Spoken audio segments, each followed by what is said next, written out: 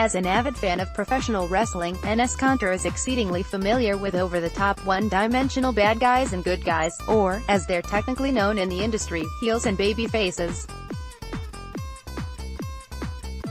They're usually pretty easy to recognize because of that aforementioned one-dimensionality, the heels typically belonging to some villainous archetype, egocentrics, psychopaths, megalomaniacs, bullies. Sometimes, the storyline will attempt to throw viewers at swerve by having a babyface reveal himself to actually be a heel, usually executed via the betrayal of a fellow babyface. But again, it's not terribly complex. Regardless of the motivation, it's simply changing the defining, underlying characteristic from one-dimensional heroic altruism to one-dimensional dastardly selfishness. Kanter knows this all too well. After all, he's been playing a heel role in the NBA for years. First, he was part of a stable for big men here in Utah, but failing to distinguish himself from a group that include Al Jefferson, Paul Millsap, and Derek Favors plus a young Rudy Gobert added through the draft. He lashed out at the coaching staff, accusing them of either not recognizing or misusing his myriad talents, and demanded a trade. So, then he's with the Thunder, outwardly trying to reinvent himself as a babyface with a productive string of double-doubles, only to reveal his inner heel the first time he faced the Jazz, embracing the cheap heat.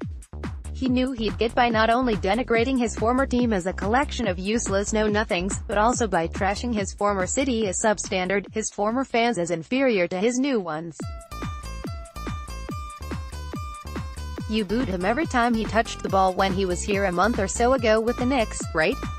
Speaking of the Knicks, Kanter is in the news again this week for history repeating itself alert, demanding to either play more or get traded from New York, his latest temporary paradise that wound up not living up to its initial promise, like Oklahoma City before it. And so, NBA fans rightly jeer the egocentric, the bully, whose on-court failings are perpetually someone else's fault. And why not, right? He's a heel. He enjoys being the villain. And he deserves it, right? Well, maybe remember that Kanter only plays a heel in the NBA. In real life, he's a bit more nuanced, a bit less one-dimensional. This is a guy, after all, who missed the Knicks game in London because he sincerely believes that his outspoken criticism of Turkey's President Recep Tayyip Erdogan would have made him a target for murder by Turkish spies operating in the United Kingdom. This is a guy who's been vocal in shining a light of the growing authoritarian tendencies of his home country's president. In the months following a failed coup against him, Erdogan has jailed or fired tens of thousands of people, critics, rivals, journalists, anyone he can accuse, plausibly or not, of having participated or plotted in the attempted takeover. He is preparing to push through a constitutional amendment that will grant near unlimited powers to the presidency. Kanter's father was among those imprisoned. Kanter's Turkish passport was cancelled. The Turkish government has said that if he ever returns, he faces a 4-year prison term himself for criticism of the president. How many of us would be facing prison time if that were a thing here? I'm not saying Jazz fans shouldn't boo Kanter next time he comes through Salt Lake City with whichever franchise he's on at that point. Clearly, his words and deeds have earned him a place in Jazz infamy alongside the likes of Derek Harper, Ronnie Cycli, Derek Fisher, Gordon Hayward.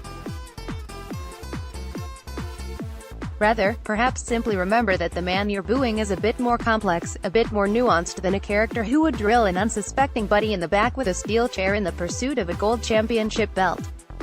3 more thoughts. Harden keeps rolling late in the third quarter of Friday's game between the Rockets and Raptors. Twitter was abuzz with the news that James Harden had only 24 points at the time. That's just how prolific a scoring binge he's been on. Of course, Harden wound up totaling 35 points, his 22nd consecutive game of 30-plus points. It's an incredibly impressive streak, if not yet a historic one. It's the 4th longest in NBA history now. Wilt Chamberlain has all 3 streaks of longer duration, including an NBA record 65. 2 Corey's better than 1 news that Charlotte native and Portland Trail Blazers guard Seth Curry will participate in the All-Star 3-point shootout in Charlotte was met with a collective meh. Subsequent news that Seth Curry's brother Steph, perhaps you've heard of him, will also participate for a 6th time was greeted more enthusiastically. the brotherly competition and the Charlotte connection. Their father, Del Curry, a former Jazz player, wound up playing 10 years with the Charlotte Hornets, has already injected arguably greater interest into the event than is typical of it. The three-point shootout will be fun with the Curry brothers, Steph told ESPN. I know he's going to be gunning for me, though.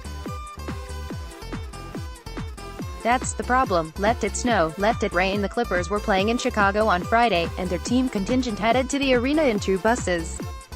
Freezing temperatures and a snowstorm wound up severely delaying one of the buses. The 2-mile trip from the hotel wound up taking 2 hours, and it arrived at the arena just a half hour before game time.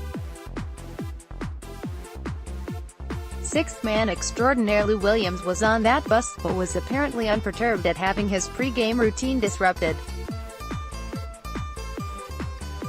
He became just the second player in NBA history to log a 30-point triple-double off the bench, finishing with 31 points, 10 rebounds, and 10 assists. It was the first triple-double in Williams' career, in his 903rd game.